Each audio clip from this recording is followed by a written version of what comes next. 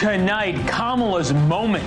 The Biden White House sends out their historically unpopular number 2. Can she bring the youth vote back?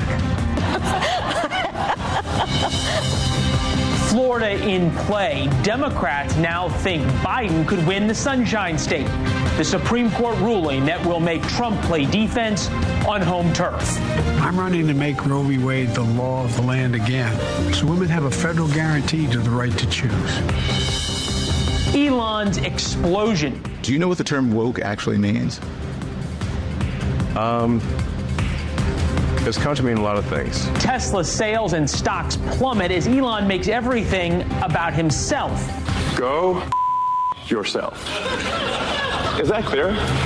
How the gazillionaire turned off his elitist customers.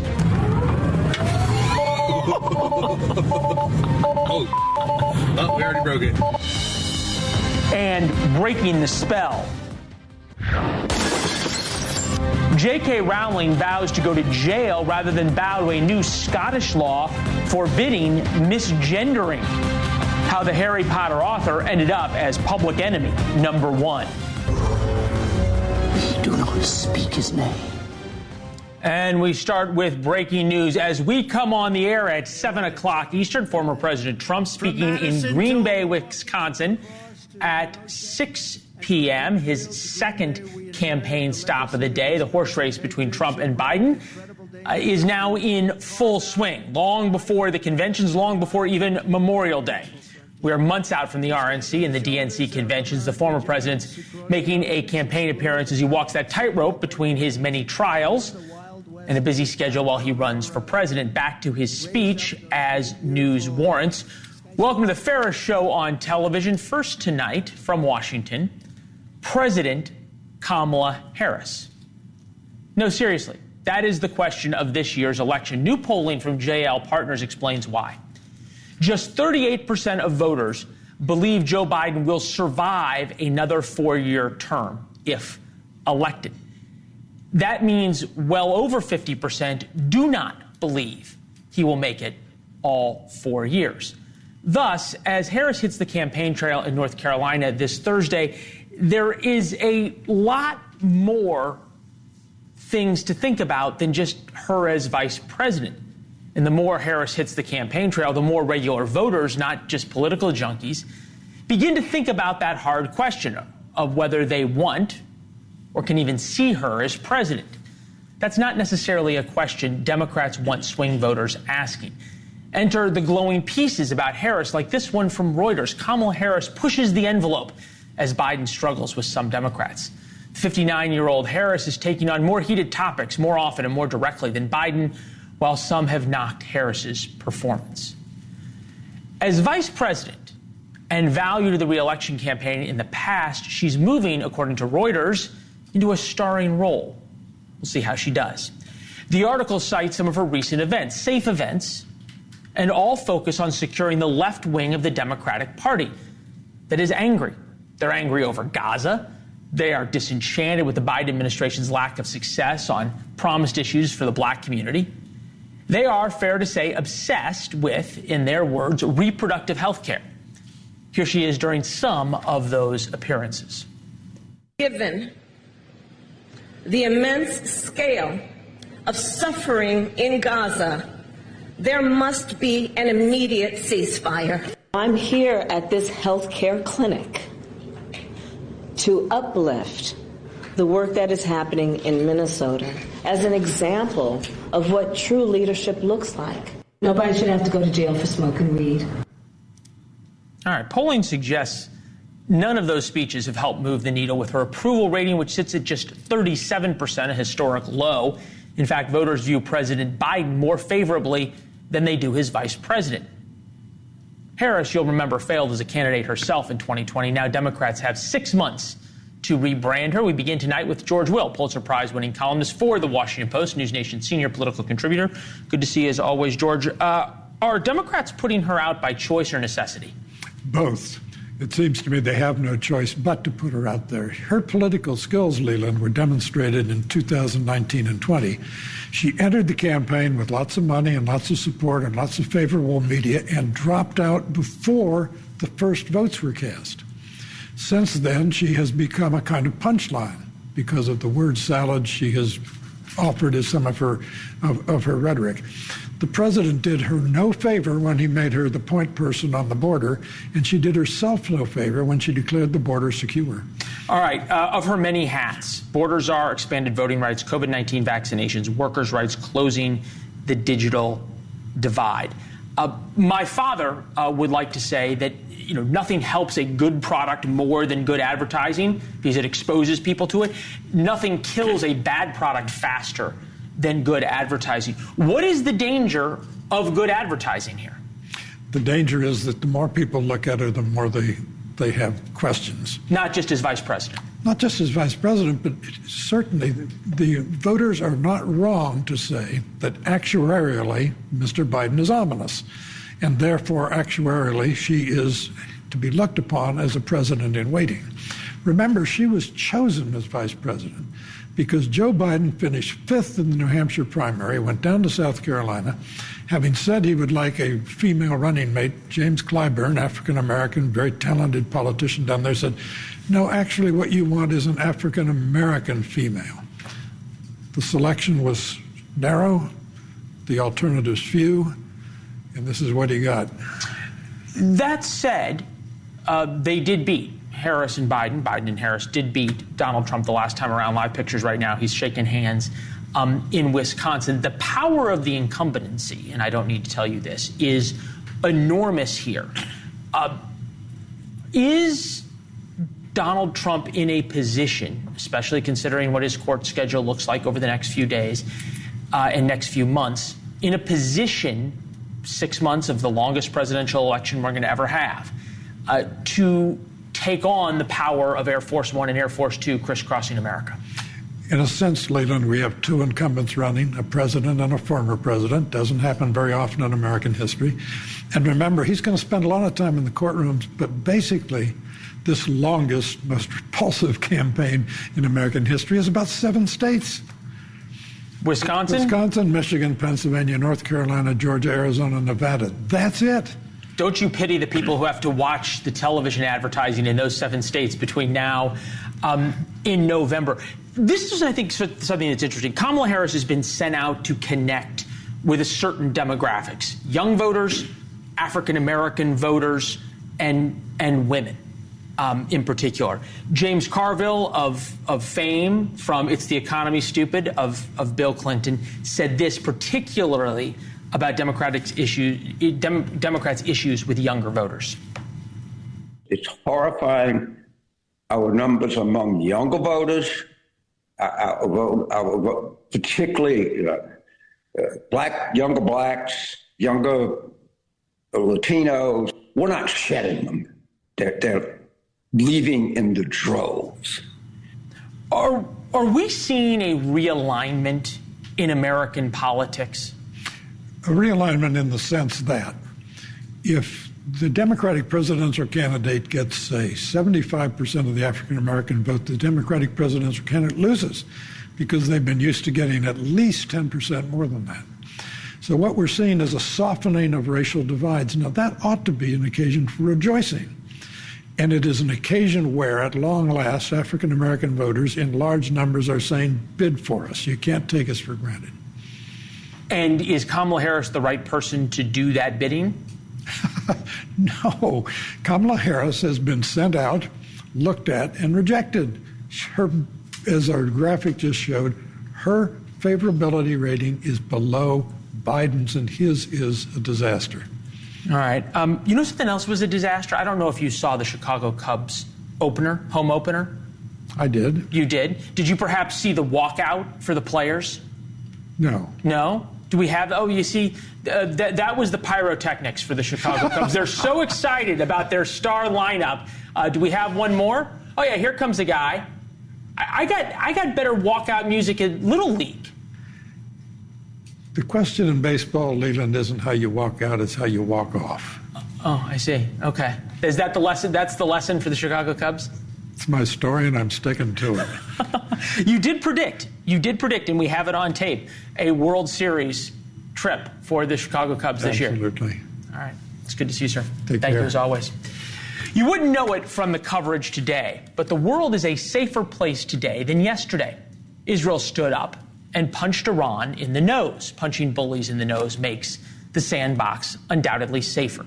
The killing of General Mohammad Reza Zaidi puts Iran on its heels. He largely filled the shoes of Qasem Soleimani, who ran Iran's Revolutionary Guard Corps, controlled, armed, and directed Iran's proxies in the region. Those are the proxies that are attacking Americans. Israel killed them. It's that simple.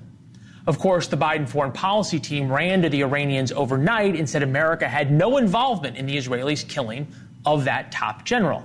From Barak Ravid at Axios, the rare message shows the Biden administration is deeply concerned that the Israeli strike could lead to a regional escalation and the resumption of attacks by pro-Iranian militias against U.S. forces. Well, that's already happening. The Iranians never stopped attacking U.S. forces. After its groveling statement of non-involvement, the Biden administration will now only appease Iran more. After Donald Trump ordered the assassination of Qasem Soleimani, the same types speaking today warned of World War III. Rather than lashing out, Iran realized it was in trouble and went back to its cave where it belongs. The world has been without a policeman for the past 3 years, and Israel just put on a uniform. If there's a wider war in the Middle East, it's because Iran does not fear America. Of course, the world will try and handcuff Israel going forward over the accidental killing of 7 aid workers in Gaza. It happened this morning. You have undoubtedly heard about the story. The White House says they are outraged. It's headlines everywhere. They worked for World Central Kitchen. That's the Jose Andres charity that does important, dangerous, and meaningful work all around the world feeding people in disaster zones. Jose Andres is also a folk hero among the liberal elite, especially after he took on Trump a few years ago. Any loss of innocent life is tragic. There's no question about that. But war is hell. Mistakes happen in battle. Israel isn't perfect. I live there. I've been to Gaza. I've covered the conflict. But as we showed you yesterday, the world holds Israel to an impossible double standard. Israel's fighting against terrorists. The world and even large groups in America brand as freedom fighters. If any of these groups that are protesting in America spend half as much time demanding Hamas leave Gaza as they do demanding Israel stop trying to liberate Gaza and rescue their hostages, well, we might all have a chance. Next, RFK Jr. says Biden is a bigger threat to democracy than Trump, but which candidate is he the bigger threat to? And why? Playing a spoiler doesn't necessarily bother him. Nobody wants to buy a Tesla these days. How Elon Musk made enemies of the cultural elite he desperately needs.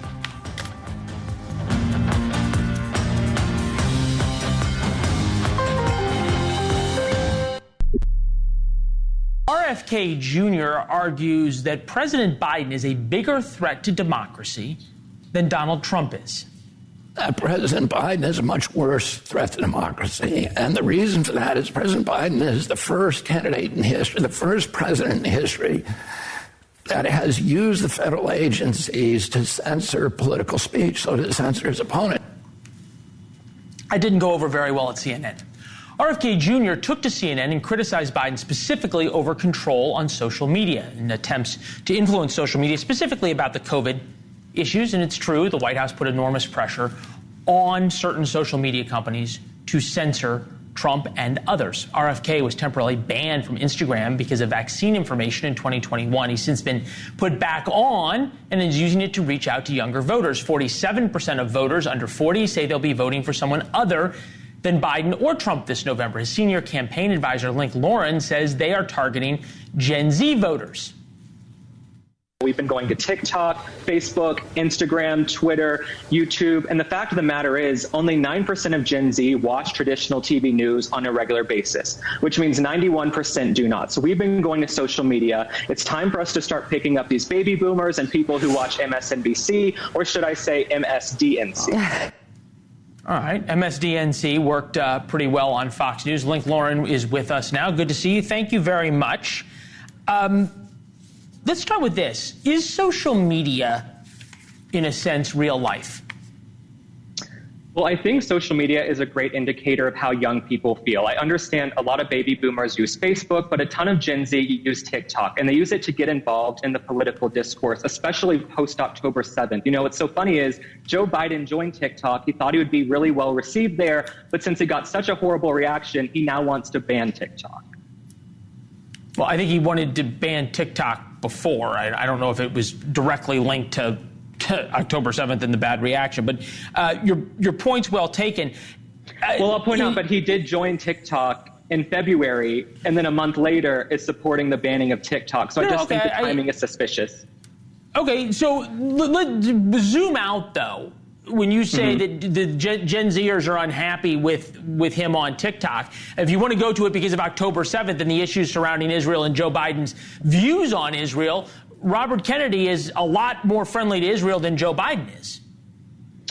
Well, I'm not here to debate RFK Jr.'s position on Israel. Okay. What I am here to say is that Joe Biden does not have the character to be president of the United States. Gen Z knows this. Millennials know this. People all across the country know this. Joe Biden has incredibly low approval ratings. He's not this sweet, nice grandpa everyone is making him out to be.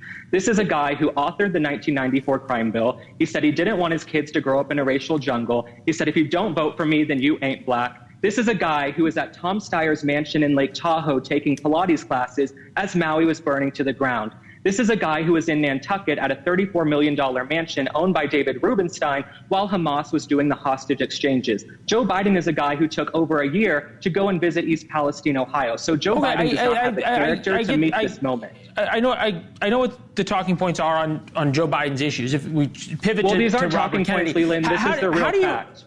Well, facts can be talking points, but they can also just be a litany of things that people say about Joe Biden. Look forward for me here for a second. How does RFK translate the social media following that you have been helpful in creating to actual votes? Well, we're continuing to gain ballot access across the country. We're meeting all of these thresholds. We're now on the ballot in 5 different states. So we're going to continue using social media to get our word out there because, you know, if he goes on MSNBC, it's probably going to be a pretty skewed interview. I have to commend CNN last night and Aaron Burnett for giving him a platform, giving him a chance to speak. All right. Well, look, and we obviously he'll be on tonight with Cuomo after this, as you well know. So there's a lot of folks now that are, and he's rating. People are interested in what he has to say. I think reasonable people can agree that Robert Kennedy has views outside the mainstream. He's certainly willing to talk in ways that most typical politicians are not willing to. Is Gen Z more or less accepting of those views? I would say Gen Z is much more accepting of those views. I mean, we've kind of pushed the Overton window a lot in the past year. You have someone like Vivek Ramaswamy who is going out and speaking some harsh truths. We have RFK Jr. who says things that are inconvenient. The truth is not always convenient sometimes. I know you think these are talking points, but this is how people feel. Joe Biden has allowed more illegal migrants to come into the country than ever before. Joe Biden is the greatest threat to democracy facing our country right now. Yeah, well, it's at least the immigration issue is something we've reported on extensively. Well, Thank you very much. I'll also say this. Can I say one more thing, Leland? Is that okay? Sure. So Joe Biden was supposed to be this peace candidate, right? He's going to get into office. He's going to unify the country. Since he's gotten into the office, I feel like we're more divided than ever. We have war in the Middle East. We have war in Ukraine. We pretty much have a war at the southern border. And he has no plan to even get down the $34 trillion debt. So young people, they're not happy with Joe Biden and they want to try something new. And that's okay. We shouldn't be vilified for it. They're not happy. And as you point out, you can see that on TikTok, among other places. Link, thank you very much. We appreciate it. Robert Kennedy Jr. will be on Cuomo tonight at 8 p.m. Stay tuned for that. Coming up next, billionaire Harry Potter author J.K. Rowling faced jail time in the UK for misgendering trans people, the new law that could be coming to America. And they've canceled people that are more powerful than me. They canceled J.K. Rowling. My God, J.K. Rowling wrote all the Harry Potter books by herself. She sold so many books, the Bible worries about her. Under a new law in Scotland, misgendering someone could land you in jail, even if you're a billionaire author. Yesterday, the new Scottish law took effect. It makes it a crime to, quote, make derogatory comments based on transgender identity, being intersex, sexual orientation, disability, and religion. makes it a crime to make any comments about those things. The Harry Potter author J.K. Rowling had a problem with this on Twitter and said so. Rowling writes Scotland's Hate Crime Act comes into effect today. Women gain no additional protections, of course, but well-known trans activist Beth Douglas Darling, a prominent Scottish politician, falls within a protected category. J.K. Rowling has been very outspoken about the transgender issue. She doesn't like it. She thinks men should be men and women should be women. British Prime Minister Rishi Sunak spoke up, released a statement, quote, "People should not be criminalized for simply stating facts on biology. We believe in free speech in this country, and conservatives will always protect it." Britain has similar laws to Scotland's with protections against derogatory comments. In the United Kingdom's dystopia, though, misgendering someone can be considered violence. You can go to jail for it.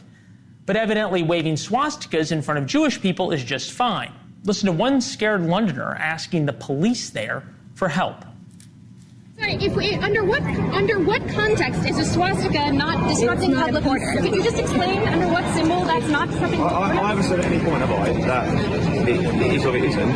Everything needs to be taken within context, doesn't it? Yeah, but it's a context of hate. Swastikas need context. Senior fellow at the Hoover Institute, Victor Davis Hansen, is with us. Good to see you, sir. As always, why is what's happening in the United Kingdom on this so important for us here in America? Well, I mean, this was the birth of the Enlightenment, especially the Scottish Enlightenment, David Hume and Adam Smith and others, that was a trademark of freedom of expression. So if you feel at the very cradle of Western Enlightenment, they're going back to the Dark Ages and censoring people for their thought or kind of groupthink Orwellian climate they've created, and it's going to be influential. And thank God the United States has a Bill of Rights and a Constitution in which Scotland does not. And it would be very difficult to repeat that legislation here, I hope. But there's something about this transgender issue that we don't really get our hands around. Prior to, say, a decade ago, it was a gender dysphoria that affected about 0.001 of the population, but it wasn't considered a civil rights. There were people who had this transsexualism, transvestism, transsexual. We had all these different terms. It goes back to antiquity. It's mentioned in antiquity in Roman and Greek literature, but all of a sudden it became a civil rights issue where 30% of some of these campuses were polling that students were considering transitioning. So there was something that we were missing. And I don't think we've really understood it yet. It's more of a mass phenomena than a biological discussion, whether it's completely off limits to reasoned and free discussion and disagreement. You say that it'd be difficult to repeat some kind of legislation like the British have in the United States. Fair enough. But it may not have to be legislation, right? It's the way that things happen happen in the workforce, that companies can now make talking about transgender issues somehow a fireable offense. You think about what it's like on university campuses for kids. You think about what it's like in high schools for kids. And that's interesting. A Berkeley professor who was before Congress talked about, to your point, just asking simple questions about the transgender issue and how she viewed it. Take a listen. I want to recognize that your line of questioning is transphobic, and it opens up trans people to violence by not recognizing that. Wow, you're saying that I'm opening up people to violence by asking whether or not women are the folks who can have pregnancies? So I want to note that 1 out of 5 transgender persons have attempted suicide. Okay, so that's sort of the view from the left. How did it become, as you point out, 1% of the population, relatively speaking, and that may be high even, actually is truly transgender. How did this become such a triggering point for Republicans, that Republicans view this as a real issue in America? And then how did it become a hill to die on for progressives? Well, for conservatives, there were elements, aspects of transgenderism that we don't talk about, but affected them. For example, they have, in this age where we're very protective of children, there were people with male genitalia that were dressing in dressing rooms or going to restrooms where young girls or young people of the opposite sex saw it. there had been a 50-year effort for gender equity in female sports, and suddenly a lot of young women whose aspirations to go to college or to be successful hinged on their athletic prowess. The records were being destroyed by biological males who were born at least biologically. So there were issues to conservatives that really resonated, and then it was also hypocritical because the left had told us that the exposure of sexuality to anybody under 18, especially under 12, was just taboo. And we all had agreed on that, I think, left and right. And then all of a sudden, some of these issues like, drag dancing in libraries, some of it was sensationalized, but there were actual cases, and there are, that young kids were seen with males simulating sex acts, and this was considered a dance form or art. So there was reason to be suspicious of what was going on. And as far as the left, I think they feel that they had the women's movement, they had the gay movement, they had the civil rights movement, and they needed some kind of resonant cause to find inequality in America. And it's very hard to find because we're about the fewest restrictions on human interaction of any nation on earth. But they glommed onto this one issue and thought that it would be their generation's civil rights. It's a great point, because there's a group in America that derives power from this fight, and that is unquestionably the left. Victor Davis Hansen, as always, thank you. Thank you for giving us things to think about. It's good to see you. Thank you. And no matter how bad you think your day is going, we hope you're having a good day. But if you're having a bad day, remember that Elon Musk is having a worse day than you. His net worth fell by $6 billion. That's after Tesla shares dropped 8.5%. The company reported weak first quarter earnings. That's because people aren't buying Teslas. They missed their expected deliveries by 70,000. That means they thought they were going to sell 70,000 more cars than they did. People aren't buying Teslas. Elon Musk has managed to alienate the very wealthy liberal elite who buy his product, in large part due to his purchase and continued use of Twitter. There was all of the criticism. There was advertisers leaving. We talked to Bob Iger today. I hope they stop. You hope? Don't advertise. You don't want them to advertise? No. What do you mean? If somebody's going to try to blackmail me with advertising, blackmail me with money, go yourself. Laura Fink is here, Democratic strategist, also founder of Rebel Communications. Laura, it is good to see you. Thank you. Has Elon Musk alienated the people who he needs to buy Teslas? He certainly has, but this isn't just about the sales side. It's about missing production targets. It's about overpaying for Twitter. It's about being an absent CEO during Tesla's times of trial in China. Elon Musk, as Kara Swisher said, has entered his Howard Hughes era, where he's prioritizing conspiracy theories and extremism over his bottom line. But unlike Howard Hughes, his net worth is tied to its stock price. And so he really needs to be mindful that, yes, his reputation is slipping, and not just among liberals, but globally among the general populace that he wants to buy his cars. So certainly it's a reputation problem. It's also a mismanagement problem. I think as Stinger said on Top Gun, his ego's writing checks his body can't cash. That's an interesting thought. You think about all the things that he did that was sort of incredible when he did PayPal. It was amazing. Tesla, look, at one point he was the darling of the left, right? Because he was creating electric cars that was going to save the environment. That day is long past. Neuralink is now giving disabled folks the ability to communicate in a way they never had. SpaceX is kickstarting the U.S. space program again, on and on and on. Is it fair, though, to say that we don't like him now because of his political views, or we don't like him now because he's bought Twitter, that was the domain once of the political elite in America? Well, he has certainly committed gross acts of self-sabotage, and it's really about the bottom line. The stock price is not red or blue, it's green. And Elon Musk is causing investors to question his credibility. You're right that he was the golden boy for quite some time, but he built his reputation as someone who could deliver. And now with all of these missed sales targets, with the missed production targets, people that bought Teslas aren't getting them. That means his credibility is suffering, and that reputation that got his stock price valued to the hilt is now he's having to contend with it. And the reality of his choices, his priorities are off. And his board isn't reining him in. He has acolytes on the board, like his brother. Okay, but hold on. But Laura, like you think about it, the flip side, right? Which is a lot of people over the years have bet against Tesla up zillion times and bet against Elon Musk a number of times. And guess what? He's always pulled out the impossible, right? He made Tesla work, supercharger network. He put astronauts in space for the first time on an American-made rocket. He built Starlink, something that the Department of Defense didn't even think about. Is sort of the dancing on his grave and rejoicing because people don't like what he says on Twitter and don't like now that he's challenging the culturally elite a little premature?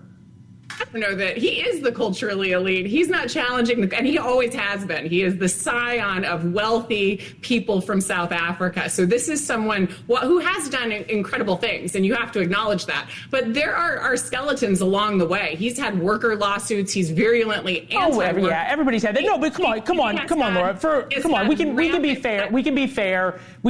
He was the darling of the left. Hold on. He was the darling of the left when he built electric cars and was doing all these things. He buys Twitter and he starts speaking out against DEI, and suddenly he's tarred and feathered, and nobody wants to buy a Tesla. Tell me where I'm wrong. Leland, you keep talking about the left. This is everybody. Last time I checked, Wall Street weren't a bunch of like lefty commies. These are people with money that are afraid to invest with him because of his erratic behavior. Look, his chickens are just coming home to roost. You have to be accountable as a CEO, especially when your net worth and your power is tied to a stock price. Elon Musk is playing that he is not accountable to shareholders or to anybody else. So this isn't a left-right issue. This is a bad behavior issue. And he knows it, but chooses to do it anyway. And there's a cost to that, and we're seeing him pay it.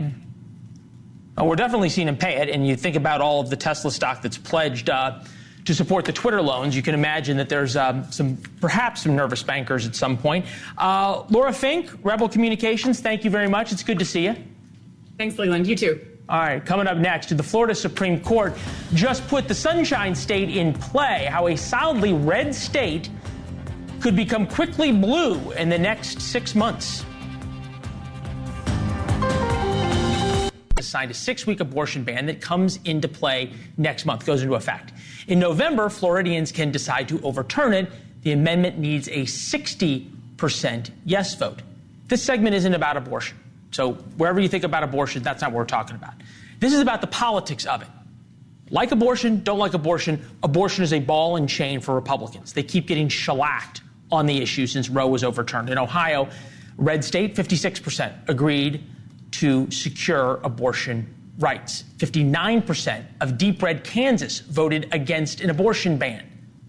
Both of those are solidly red states that went for Trump by significant margins. Joining us now, Robert Patillo, civil rights attorney, Ashley Davis, former White House official for George W. Bush. Ashley, Republicans just can't figure out what to do about this, can they? No, I think it's a really bad issue for Republicans. I think that this is a really good, I don't think that Democrats are going to win Florida over it, but I do think it keeps the conversation. And I also think that the abortion issue is like the southern border and immigration issue for Democrats, 100%. Yeah, no, if Republicans are talking about abortion, they're losing. If Democrats are talking about immigration, absolutely, they're losing. Who defines the field of battle wins in politics? How much resources should Democrats, Robert, put into Florida? I think a significant amount. We have to understand we've seen shifting political maps over the course of the last decade or so. The Rust Belt is no longer a Democratic strong suit. The Joe Biden, Scranton to Ohio to Pennsylvania, that's just not working anymore. However, we're seeing the Sun Belt becoming increasingly diverse. Places like Georgia, which went for President Biden. Places like North Carolina that went for President Obama. And Florida was long considered a swing state, and given the things we've seen recently, I think it may be there again. But the president's down by 13% right now, and I would say as a Republican, I would love you to spend more money in Florida because then it would take away from other states. Well, the flip side of that, though, is that if Democrats are spending more money in Florida, then Republicans are having to spend more money in Florida, and not just on the Donald Trump race, not just on the presidency race, but Marco Rubio and Rick Scott who's up. But you think about Ohio, for example, and I'm trying to figure out why this is so motivating, right? Ohio, the governor won by 25% as a Republican. Senate, Republican won by 6.5%. And yet the state voted 56% to protect abortion. I guess, Robert, in the same way Republicans, kind of the dog caught the bunny and now doesn't know what to do with it. Do Democrats risk overplaying their hand on this one? I don't think so. I think that when we talk about quote unquote abortion, we're talking about women's health care and women's reproductive rights. That's not just abortion. That's everything from access to morning after pills, access to birth control, access to prenatal care, access to women's health care, scannings down the line, things I don't fully understand because I'm a man. And when you have old men telling women what to do with their bodies, that instinctively tells them we need to come out and turn out against this. And when it comes to also the resources questions, remember, President Biden raised more money on Thursday than the RNC and President Trump raised combined this entire year. They're going to have a probably 2-to-1. Trump's got another big fundraiser. But you think about voter priorities for 2024, economy 31%, abortion is all the way down at 5%, Ashley, in terms of your number one priority. Yet it seems that Democrats view this, and maybe they have internals that show that this is just overwhelmingly? Well, I think it's the swing voters that if you look at the ceiling that both Trump and Biden have, they're still going to go after the swing voters. And the swing voters, I do agree with you 100%. Women do not want to be told what to do. And I think that it's going to get out some of those suburban women that wouldn't vote for Trump and necessarily aren't really big on Biden, but will vote for Biden just so that doesn't happen. But I do have to say is the president came out today and said he's going to make his announcement on his thoughts on abortion in the next week, which I think probably, I don't want to say that I get to know what he's going to say, but that it's going to be some week that he'll agree to 16. Right, well, look, Donald Trump for a long time was a pro-choice Democrat. He figured out that abortion was a good issue for Republicans. He bragged about overturning Roe v. Wade, but he also understood and he said publicly that abortion and Republicans' view on abortion has hurt them in the 2022 midterms. Kristi Noem, possible VP candidate. Simply put, the American First conservative policies are proven to be successful and represent the best hope for a happy, healthy, prosperous life for Americans who are born and unborn. This is a fight, and if we're going to win hearts and minds, we can't be afraid to enter the ring. This is her talking about compassionately communicating life is her idea. Robert, Democrats have staked out this position. No restrictions on abortion, period. That's what they've done. If Republicans can get their act together, which at least some are arguing they need to, and come up with a cohesive message that does poll well, aren't Democrats vulnerable? No, just as we were saying during the break, you have to pick a side, pick an issue, and run with it. Democrats have very clearly laid out what their side of the issue is. I have no idea what the Republican position was. When I was a kid, it was right to life. Life begins at conception. Now it's like, life kind of begins whenever it's politically convenient. That's where life begins for Republicans. I don't think that's a good place to be at politically. All right. Thank you both. Thank you. Great discussion. Next, Donald Trump has spent the day surrounded by police officers in Michigan as he continues to talk about backing the blue this November. Does Trump truly support law enforcement or just like the photo op? I was going to use folks, but I don't like using the word because Biden used it in every single speech. Hello, folks. It's like a nervous habit with him. Hello, folks. Thank you, folks. Folks. Hard to imagine it is only Tuesday. A pretty amazing thing happened last night. Almost 13 million people tuned in to see a college basketball game.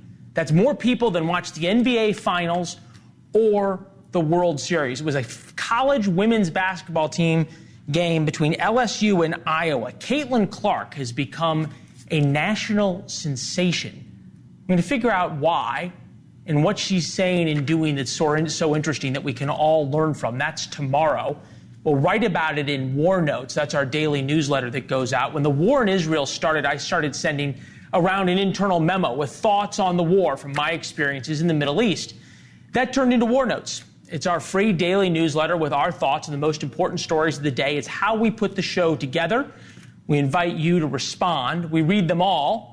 And I'll see you on social media at Leland Vittert, Instagram and Twitter to keep the conversation going. Jeff writes in response to War Notes, "Hi, Leland. Love to read War Notes when I cannot watch the show. I do not watch ABC News, but I am now disgusted how the U.S. and media in general seems to have no interest in the Israeli hostages recently. Keep doing what you're doing. Jeff, thank you. We're going to keep reporting on the war, what Israel does, what Hamas does. And most importantly, we're not going to let anybody forget about the 100-plus people, many Americans, held hostage underground in Gaza in hellish conditions. They deserve coverage, too, for all the talk about the civilians in Gaza. They are among them. Shia K responds to our Instagram reel about our segment on Trump yesterday as his own worst enemy, saying, quote, because he has the emotional intelligence of a 3-year-old, Leland, we all know this. Thank you. Appreciate the thoughts. P.209 responds to the same Instagram reel, saying 350 cops were killed during Trump's time as President of the United States. He never attended any of their funerals. Report that. You're referring to Trump going to the wake of New York police officer Jonathan Diller, a career criminal, killed him last week. This is video from Trump at the wake. A former president or presidential candidate has a far, far smaller Secret Service footprint than a sitting president. If he'd gone to an officer's funeral as president, it would have taken over. He would have become the story. That said, we found many stories from his time as president, meeting with families of slain officers and calling the families of soldiers killed overseas. So far, President Biden hasn't said Jonathan Diller's name once. Sally wrote to us on Twitter, if I like your show a lot, why would I read war notes? Well, reasonable people can agree. You're not like my parents who watch every night, but great question, Sally. We appreciate you watching and reading. You can forward war notes to your friends. And there's often a few stories we can't get to on TV, so we do put them in war notes, and you get it 3 hours early for free. Carol replied to Friday's war notes and said, Biden is delusional. If he thinks he will get my vote as a Haley supporter, I voted for him in 2020. Never again. I now wait for no labels. Carol is my mother's name, and this sounds suspiciously like her, but it is not. So there is another Carol out there who thinks the same way. Carol, hope is a dangerous drug. No labels trying to find a presidential candidate has been like me trying to find a high school prom date. It takes a very, very strong ego to keep hearing no over and over and over again, which is exactly what has happened to no labels. The working class divide in America is real. Mike Rowe from Dirty Jobs is on that tomorrow. He'll be with us. Right now, Chris Cuomo.